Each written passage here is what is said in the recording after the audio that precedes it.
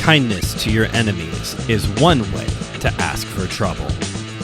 Welcome to my dojo. This is KungFuPizzaPrty, and I'm your host, Brandon Knight. Actually, let me rephrase that. Welcome to my dojang.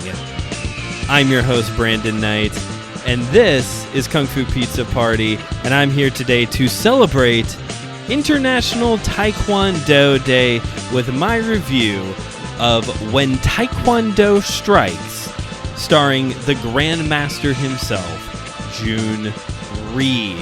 So, let's dive right into this. So, this past week was International Taekwondo Day, and for those of you who don't know, Taekwondo is my first love. That was the first martial art I ever trained in. I still, despite the criticisms that come with modern Taekwondo, I still have a deep love for the martial art, and so I felt it was very necessary here to celebrate this year, and to celebrate with the review of a movie that, if you've never heard of the movie, you probably think this is going to be a joke, right? That title, right? When Taekwondo Strikes. It sounds cheesy. And if you don't know who Jhoon Rhee is, I don't blame you.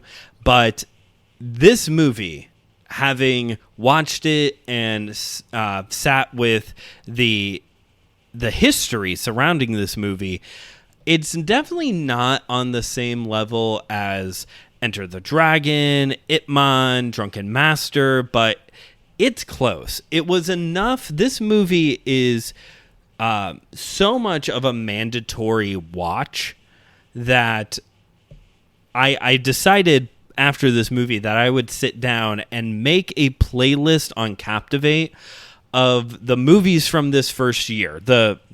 Our birthday is tomorrow. KungFuPizzaPrty's birthday is literally tomorrow, folks. And the 1-year anniversary special will be coming out here shortly this month. And so I decided I would sit down and I would make a list of the most iconic films of the first year, right? Just so that way people can have like a quick reference of, hey, these are the ones, if you've never seen it, you need to stop sleeping on this movie and go check it out. And that's definitely the case here with When Taekwondo Strikes. And I have so much to say about this movie, especially when it comes to the history surrounding it, that I need to get on with things here. I'm losing daylight because here on KungFuPizzaPrty, I seek to deliver high-flying action in 30 minutes or less and serve up some wisdom one slice at a time. So let's get into it. The year is 1972. We are jumping in for what could possibly be the longest Kung Fu movie cinema history lesson I've ever done here on the show. The year is 1972, and Bruce Lee, yes, that Bruce Lee, not one of the clones, but the actual one, goes to his good buddy Raymond Chow of Golden Harvest to pitch the idea of doing a movie that would be primarily focused on showcasing Taekwondo. Now, this was a pretty good idea because by this point, Golden Harvest, a Hong Kong-based film company, was primarily making kung fu movies, like all the other rival companies were doing at the time. So here, let's do a movie that showcases something else, because I don't know how much you know about Taekwondo, but it's not from Hong Kong, it's Korean. So it's going to be different. However, the diversity aspect of the fighting is not really the main reason why Bruce Lee is pitching this idea. It's to get his good buddy an acting job. That's why Bruce Lee is pitching this idea. Enter Grandmaster Jhoon Rhee. Jhoon Rhee immigrated to the United States in 1950 and began teaching Taekwondo when he arrived. Rhee is considered the father of American Taekwondo and a pioneer in the system as a whole. By the end of his life, he would earn the rank of 10th degree black belt, which is a grandmaster status. There is no higher rank within Taekwondo than to hit that degree. And along with his training in Taekwondo, he also trained in Tang Soo Do, another Korean martial art, and a little-known martial art known as Jun Fan Gong Fu, which was, of course, the first martial arts system that Bruce Lee was teaching. This is the predecessor, or at least the early groundwork, for what eventually would become Jeet Kune Do. Jhoon Rhee trained under Bruce Lee in Gong Fong Kung Fu, or John Fong Kung Fu, and Bruce Lee trained under Master Rhee in Taekwondo. So Bruce Lee is just trying to get his buddy an acting job. And Jhoon Rhee never really considered going into film, but when the call came in 1973, he accepted. And he actually also developed the basic plot line of When Taekwondo Strikes, a movie that would follow a group of Korean rebels led by Jhoon Rhee, who are living in Korea during the Japanese occupation of Korea during World War II, making this film at a very, very base level, similar to Bruce Lee's movie Fist of Fury, which chronicles the Japanese occupation of Hong Kong. When Taekwondo Strikes would mark the one and only film appearance of Jhoon Rhee, and for good reason. You may have noticed what year I noted earlier, 1973. Yes, sadly, not too long after When Taekwondo Strikes came out, we would learn of the tragic passing of Bruce Lee. And Jhoon Rhee saw how the passing of Bruce Lee affected his family and decided that it would be best if he did not go into acting. Along with Jhoon Rhee, this When Taekwondo Strikes being his one and only film appearance, this movie also marks the debut appearance of Anne Winton, the co-star of this film. Anne Winton, both in real life and in the film, was a student of Jhoon Rhee, training in Taekwondo.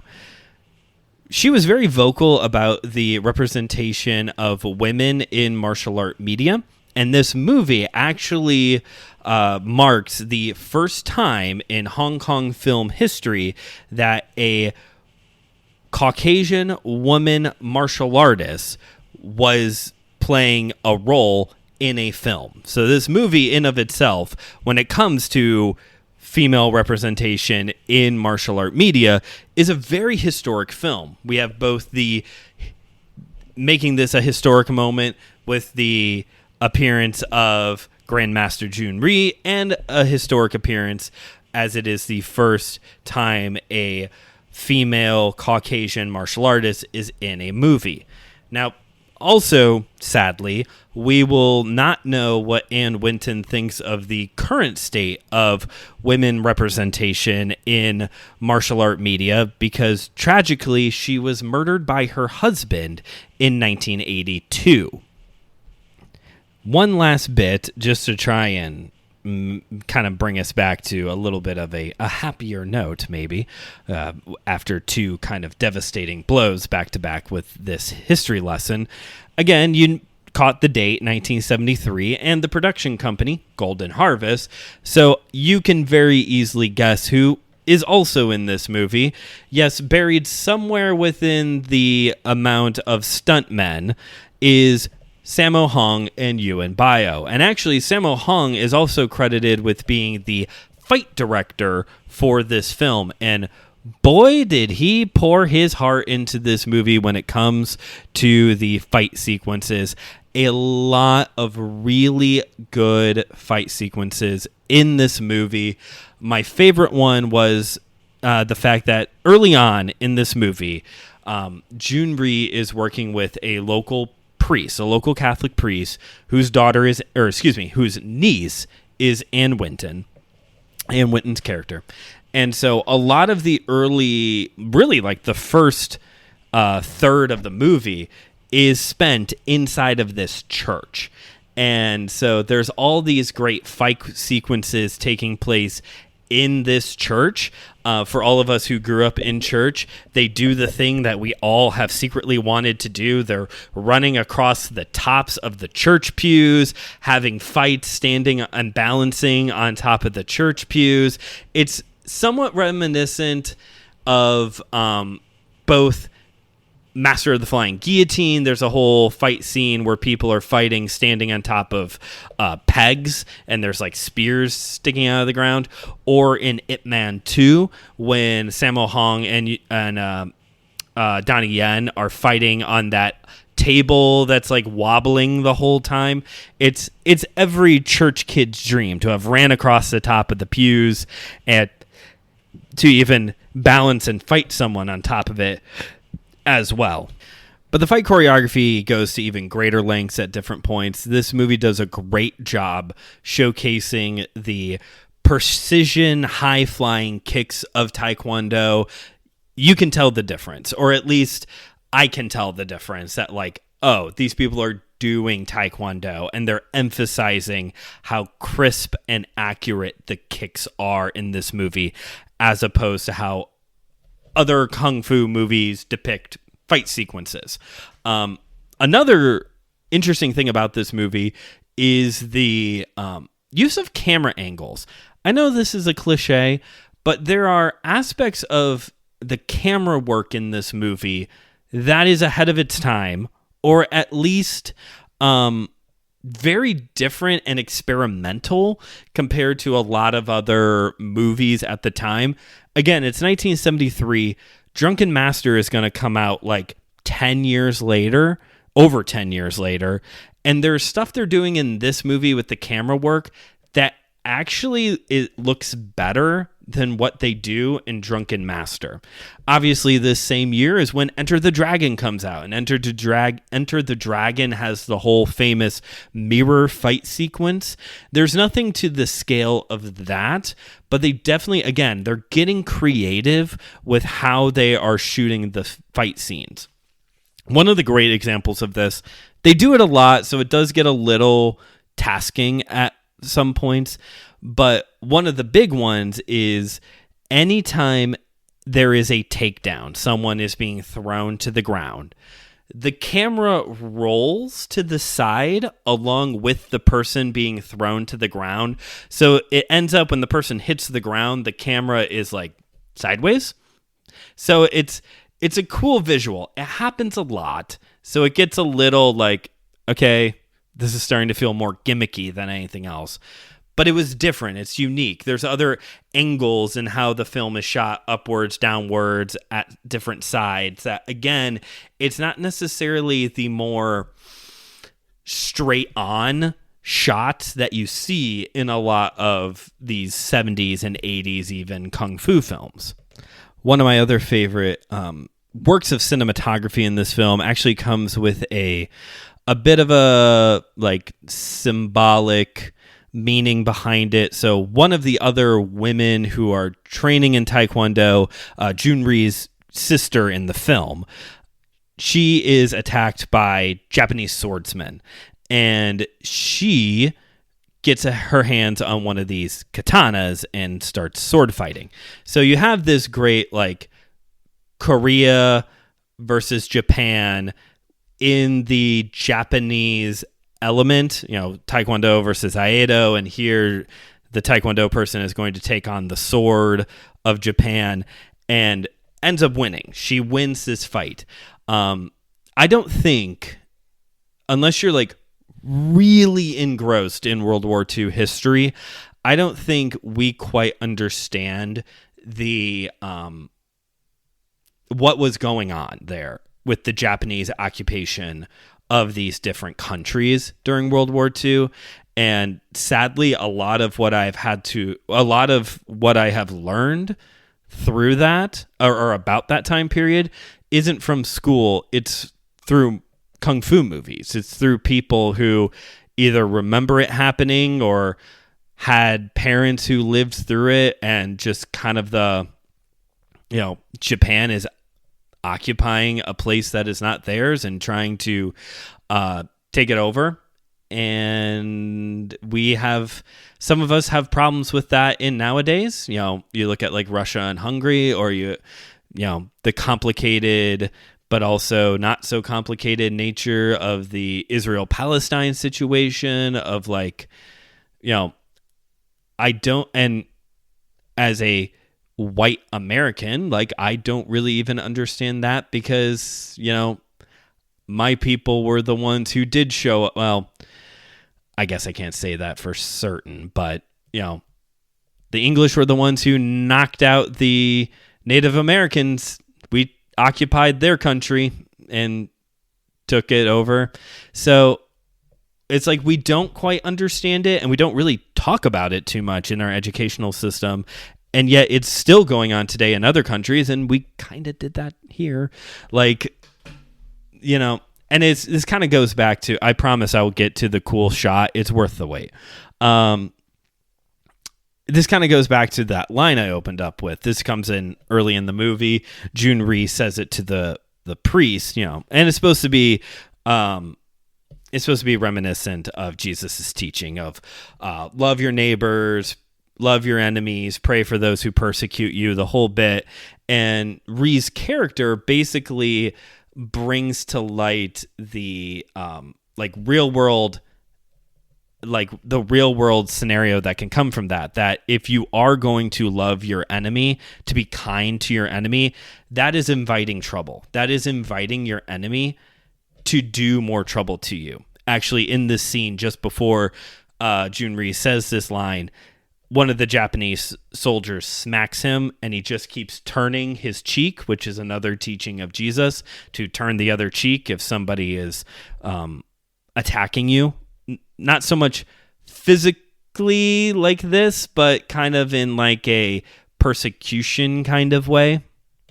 And this movie shows the cost of not showing kindness to your enemy and not inviting them in for trouble, and to actually stand against your enemy, which is the tension of being a martial artist, or even just being like an ethical person who, being a martial artist who is either ethical or religious or, driven by morals and principles, whatever the case may be. Like, this shows that there's always a cost.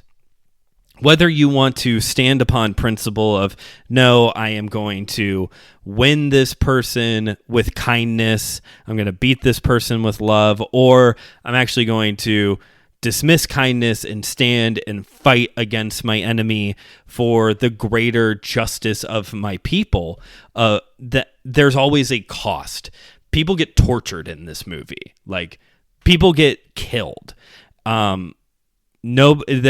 This isn't like an everybody gets home safe kind of film. Like, it definitely still shows that there is a cost to stepping out away from kindness and into, I am going to fight for what I know is right. But I think this movie also shows that not so much that kindness is weakness, although I think you could make this argument, but that kindness does go so far that when it comes to injustice, there does come a point where you might have to stand a firmer ground than just being constantly slapped in the face. All of that to say that there's this really cool shot. So it's right when this sword fight, that's where I was at, right when this sword fight is going to begin between one of the practitioners of Taekwondo and like this group of Japanese swordsmen. She gets her hands on a katana. She begins unsheathing it. And the sword, she pauses, so the sword is like halfway out of the sheath. The sword is so shiny, you can very clearly see the reflection of her eyes in the blade. And that was a very cool visual. So at the end of the day, although When Taekwondo Strikes is not necessarily on the same level as its contemporary Enter the Dragon, this is, I think, within its own right, a must-watch. And I'm looking forward to putting together a top 10 list of movies that you should watch based off of the movies I have covered so far within this first year of Kung Fu Pizza Party. And that will be out soon on Captivate, and I will post a link for it so that way you can check it out and, hopefully if you haven't seen any of these movies and you need something to watch, you can check it out for yourself. Would I watch When Taekwondo Strikes Again?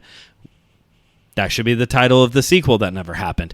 Would I again watch When Taekwondo Strikes? Yes, I would. Would I buy a physical media copy of it? I think I would as well. And if you want to know some more thoughts on what I thought of this movie, keep in mind, you can always follow the show on Letterboxd. KungFuPizzaPrty, where you can get the reviews before the episode comes out. There's actually a review of a movie that's been sitting there for a minute. The episode hasn't come out yet because I'm recording with some guests for that one. So you get spoilers if you follow Kung Fu Pizza Party on Letterboxd. Keep that in mind. Well, that's it for today's episode. Thank you for listening. And once again, a happy International Taekwondo Day to you all. And an early happy birthday to you, listeners. We have done it. We've gone around the sun together. What do you know? And the show is still standing. Thank you all for listening. If you haven't yet already, please pass this episode along to a friend. Maybe your friend who loves Taekwondo.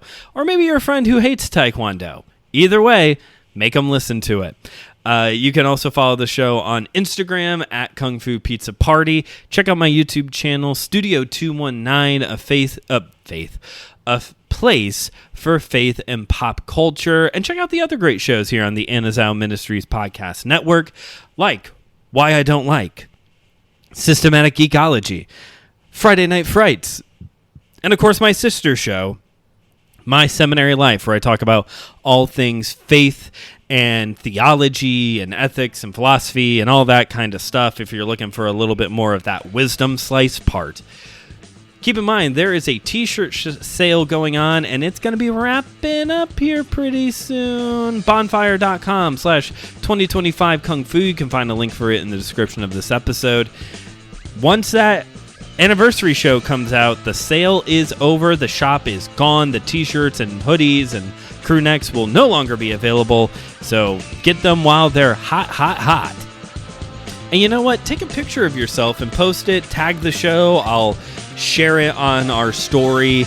Just that way we can, I can promote these. I'm very proud. It's a very simple design, but I'm very, very proud of it. It's very, very, very cute. It's very simple. It's very, very good, very evil, very demure, all that good stuff.